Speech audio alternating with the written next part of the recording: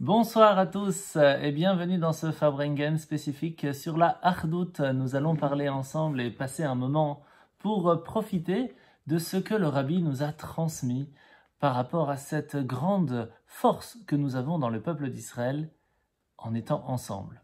De façon générale, vous savez très bien que le Rabbi nous a souvent rappelé le fait qu'une corde ou même un petit morceau de bois pourrait être facilement cassé. Par contre, lorsque l'on est ensemble, alors il est tout de suite beaucoup plus difficile de nous faire du mal. Et c'est pour cela que le Rabbi, souvent, nous a demandé de sortir, d'aller voir notre prochain, d'aller voir notre ami, notre frère, pour l'aider à se retrouver, à être ensemble. Et ce, de plusieurs façons. Alors si on regarde de façon générale, nous voyons dans les Miftsaïm, par exemple, dans toutes ces missions que le Rabbi nous a transmises, celle des téphilines, par exemple. Le fait de sortir à un moment donné dans notre journée pour donner la possibilité à un autre juif de mettre les téphilines. C'est une chose assez extraordinaire. Rappelez-vous que la force des téphilines, c'est de pouvoir rappeler à notre cœur que nous sommes un seul peuple. En tout cas, du niveau de l'action. Par rapport à la tête, oui, nous sommes séparés par rapport à la différence de compréhension. D'où la différence entre le téphilin de la main et celui de la tête qui a 4 embranchements différents, 4 côtés différents, alors que dans celui de la main, celui du bras, c'est un seul cube. Et pourtant, même si sur celui de la tête, il y a 4 différents endroits où nous allons mettre 4 parchemins différents, nous voyons cette force que nous sommes dans un seul cube. Plus fort que cela encore, nous comprenons que lorsque l'on met les téphilines, on s'attache à Kadosh Baruch Hu, on s'attache à Dieu, nous nous raffinons intérieurement, que ce soit dans l'action, que ce soit dans les 4 autres sens, la vue, l'ouïe, etc. Et cela nous donne en fin de compte la possibilité d'être attachés l'un envers l'autre, de nous protéger du Yetzer Hara, de nous entraider. Et d'où la force et la puissance des téphilines qui se doivent d'être cachères, même si ce n'est pas encore la spécificité de ce soir, mais en fin de compte, d'aider notre prochain à pouvoir profiter de cette grande mitzvah. C'est la même chose pour Neshek, l'allumage des bougies, Nerot Shabbat Kodesh, le fait que nos sœurs peuvent aussi rallumer la flamme autour d'elles grâce à cette lumière de Shabbat et des fêtes qui, en fin de compte, vont donner la possibilité à chacun d'entre nous de rallumer cette petite flamme qui se trouve, pas seulement en nous, mais autour de nous, qui va permettre d'illuminer notre maison, notre vie et même notre monde, qui, en fin de compte, est basé sur une seule chose, le fait de transmettre la chassidoute qui est, d'une certaine façon, comme on le connaît, cette histoire du Baal Shem Tov qui va recevoir de Mashiach ce message. Lorsque Mashiach viendra, c'est lorsque tes sources seront partout dans le monde. Nous avons cette chance aujourd'hui de pouvoir transmettre la chassidoute à travers WhatsApp, Facebook, YouTube, partout dans l'Internet, partout dans le monde. Nous avons cette possibilité de donner la possibilité à chacun de se préparer à recevoir Mashiach. Parce qu'en fin de compte, tout cela est fait pour cela. Tout ce que l'on fait, c'est pour pouvoir, en fin de compte, préparer ce monde à recevoir le dévoilement divin de Mashiach. À partir de là, on doit se rappeler d'une chose très importante. Lorsque Adam et Chava sont venus sur terre, Hachem leur a demandé « Vous êtes ici les Ovda ou les Shomra. Vous devrez le servir, faire quelque chose que ce monde ait un certain but, plus divin et plus spirituel que simplement de la matérialité, mais surtout de les Shomra, de le garder, faites-y attention. » Et on sait que de là vient beaucoup de lois, comme par exemple Bal Tashrit, faire attention de ne pas jeter que ce soit les aliments ou les choses de façon générale. Mais ça va plus loin. Quand on parle par exemple de l'écologie, faire attention à ce que notre monde puisse continuer de vivre, pas seulement le minéral, pas seulement le végétal, pas seulement l'animal, mais aussi l'humain. Et encore plus spécifiquement l'humain, puisque, comme vous le savez, nous avons été créés à l'image de Dieu. Qu'est-ce que cela veut dire?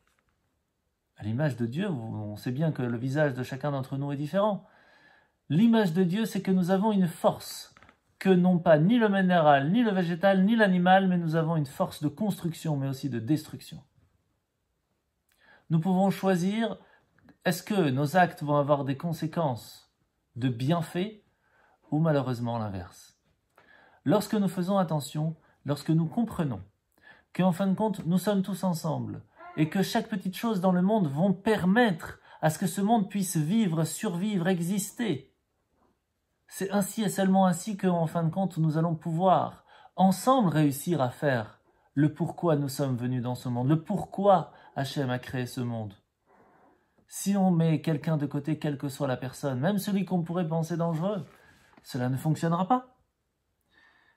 Ne serait-ce que dans la compréhension des animaux. Vous savez qu'une fois, une forêt n'arrivait pas à reprendre forme. Et c'est seulement lorsque les loups sont arrivés que ça a repris. La vie de la forêt a pu reprendre. Pourquoi? Parce que les cerfs et les biches mangeaient directement chaque petit végétal qui commençait. Et c'est les loups qui les ont repoussés pour donner la possibilité à cette forêt de renaître. On doit comprendre que chaque personne dans ce monde a un but spécifique et que s'il est né, c'est que personne d'autre dans le monde ne va pouvoir faire ce que lui se doit de faire. Mais cela vaut pour les autres et cela vaut pour nous aussi. On ne peut pas premièrement mettre quelqu'un de côté. Personne, sans distinction. Si Hachem a choisi qu'il soit présent, c'est qu'il y a une raison. On se doit donc de l'aimer, de le chérir, de l'aider, parce que quand on l'aide, on s'aide soi-même en fait. Et ça, c'est un petit peu le message que le Rabbi nous a tout le temps transmis. On ne peut pas vivre seul. Le monde n'a pas été fait de cette façon. On se doit de penser à l'autre. Et c'est ainsi et seulement que l'on va pouvoir, en fin de compte, participer à la création, à la construction, au raffinement de ce monde qui se doit d'être celui qui va recevoir Mashiach, celui qui sera prêt à recevoir le dévoilement divin avec le troisième temple, Bezrat Hashem. Et cela ne peut se faire que lorsque l'on met notre ego de côté, lorsqu'on pense et on comprend que l'autre a aussi une place qui est inhérente, qui est forte, qui est importante, et que seul on ne peut pas tout faire. On se doit de partager, on se doit d'être ensemble, et seulement ainsi nous pourrions alors réussir à le faire. Vous connaissez sûrement cette histoire où un Sefer Torah a failli tomber, et la personne qui est tombée, en fin de compte, était par terre, alors que tout le monde se précipitait sur le Sefer Torah. C'est là que le Rabbi l'a dit. Mais, et la personne qui est par terre, il faut aussi le ramasser. Il est important de faire attention à chaque mitzvah. Mais il est encore plus important de faire attention à l'autre. Parce que un Sefer Torah ne peut pas faire participer à un minyan. Si on est 9 plus un Sefer Torah, il n'y a pas minyan. 9 avec une autre personne, même si elle ne connaît rien en Torah. Elle est présente. Elle nous permet d'être attachés à Dieu. On se doit de se rappeler donc tout cela. Et de la même façon que le Rabbi Rayatz, le Rabbi précédent, nous a souvent parlé de cette forme de faire attention, que ce soit la nature, de ne pas enlever ne serait-ce que la vie d'une seule petite branche, d'une seule petite feuille. Autant on se doit de faire attention à la vie de chacun d'entre nous. On est ensemble, on se doit de vivre ensemble. Si même un végétal, on doit faire attention à sa vie, combien alors plus grand est la vie d'un humain, la vie d'un juif, qui a cette force de construction, de force de création, de pouvoir amener cette divinité dans ce monde, de pouvoir amener en fin de compte Mashiach. Et c'est donc ensemble, ce message que le Rabbi nous a transmis, qu'il est important de rappeler encore ce soir.